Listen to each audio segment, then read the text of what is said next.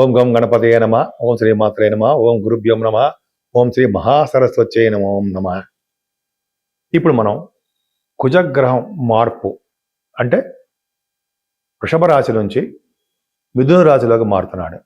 ఇలా మారడం వల్ల 12 రాశుల మీద 12 రాశుల వారికి ఫలితాలు ఎలా ఉండబోతాయో తెలుసుకుందాం.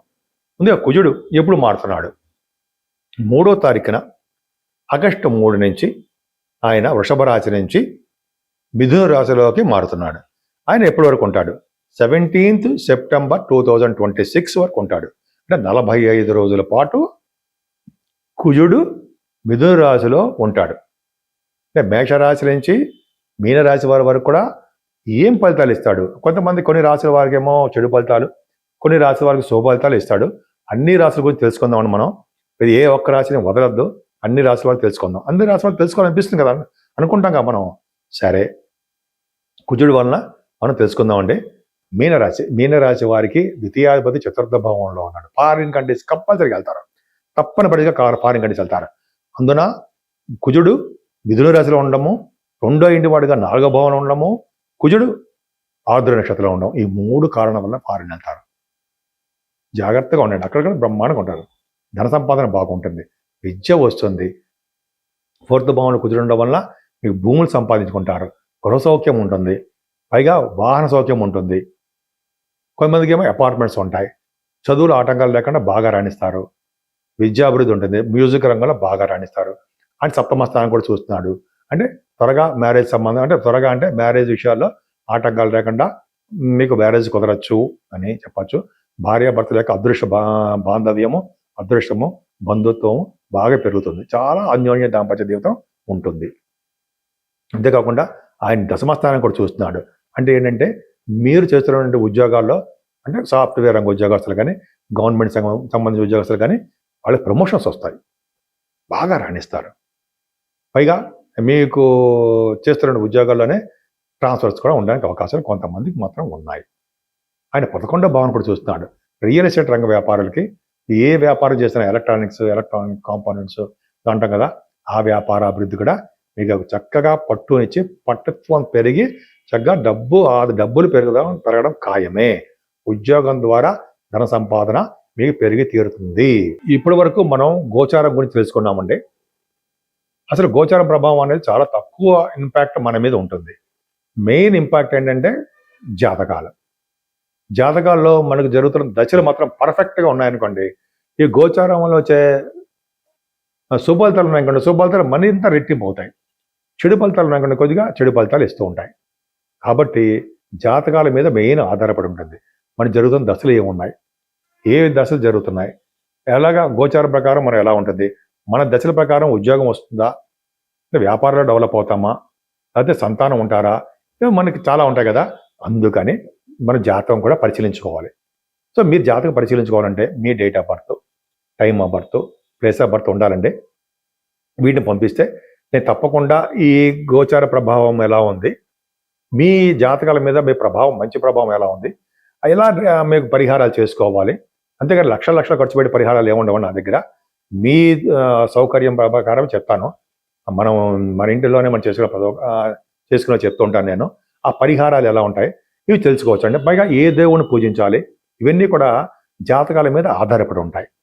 కాబట్టి మనం ఒక గోచారం మీదే ఆధారపడకుండా మనం జాతకాలు కూడా పరిశీలించుకుంటే చక్కటి రిజల్ట్స్ పొందవచ్చు కూడా. అది మీకు పైగా ఈ చెడు ఫలితాలు ఉంటాయేమో జాతకాలు చూస్తే, మా బాబాయ్ ఎలాగరా అనేది భయపడాల్సిన అవసరం లేదు.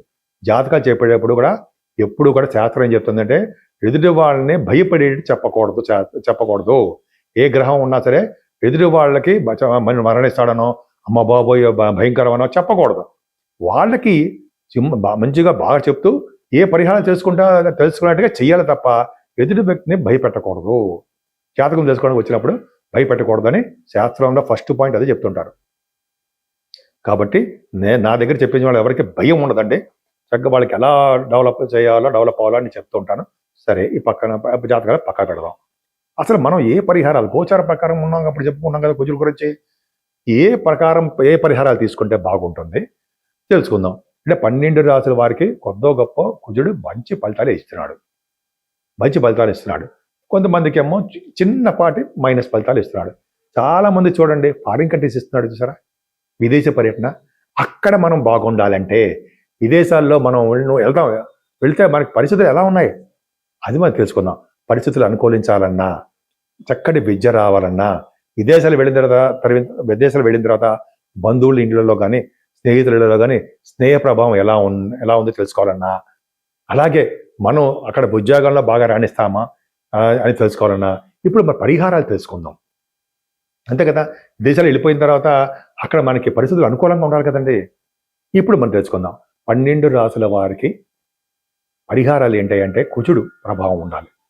కుజుడు మనకి అనారోగ్య సమస్యల నుంచి బయటపడేస్తూ ఉంటాడు. వాహనాల మీద పడిపోకుండా వాహన ప్రమాదం కలగకుండా చేస్తూ ఉంటాడు. త్వరలో వివాహ ఏడు చేస్తూ ఉంటాడు. భార్యాభర్తలు కలిసేడు చేస్తూ ఉంటాడు. అలాగే ఎటువంటి ఆటంకాలు లేకుండా కలిసే చేస్తూ ఉంటాడు. కానీ కుజుడికి ప్రభావం వలన, అంటే కుజుడికి సుబ్రహ్మణ్య స్వామి ఆరాధన చేసుకోవాల్సిందే. కుజుడు అంటే ఏంటి? సుబ్రహ్మణ్యుడు. సుబ్రహ్మణ్య స్వామి అష్టోత్తరం చేసుకోవడము, ఓం శం శని సుబ్రహ్మణ్యాయ నమః, ఓం శం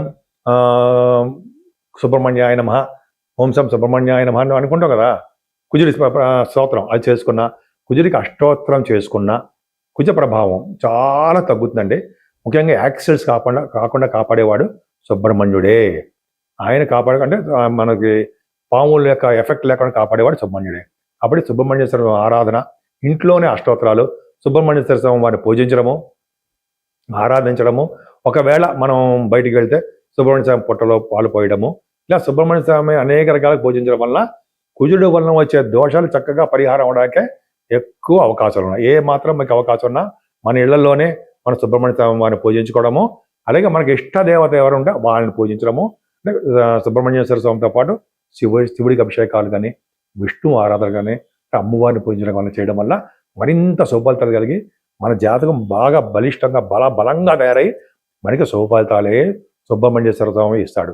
సో సుబ్రహ్మణ్య స్వామి వారి యొక్క మంచి ఆశీస్సులు, ఆయన యొక్క మంచి దృష్టి, ఆయన యొక్క శుభ ఫలితాలు సుబ్రహ్మణ్య స్వామి మీకు అనుకూలంగా మీకు ఉండాలని, మీ ఇంటి మీద, మీ మీద, మీ పరివారం మీద ఆయన శుభదృష్టి పడి ఆయన కుజుడు మంచి చేయాలని, శుభ ఫలితాలు ఇవ్వాలని, మీ కుటుంబ సభ్యులకి అందరికీ కూడా బాగుండాలని, అంటే అందరికీ బాగుండి మీకు మంచి యోగవంతంగా ఉండాలని, మంచి యోగంగా ఉండి మంచి అత్యున్నతమైన స్థాయిలో ఉంటారని సుబ్రహ్మణ్య స్వామి వారి యొక్క ఆశీస్సులు మీ మీద ఎప్పుడు ఉంటాయని కోరుకుంటూ సెలవు తీసుకుంటున్నాను.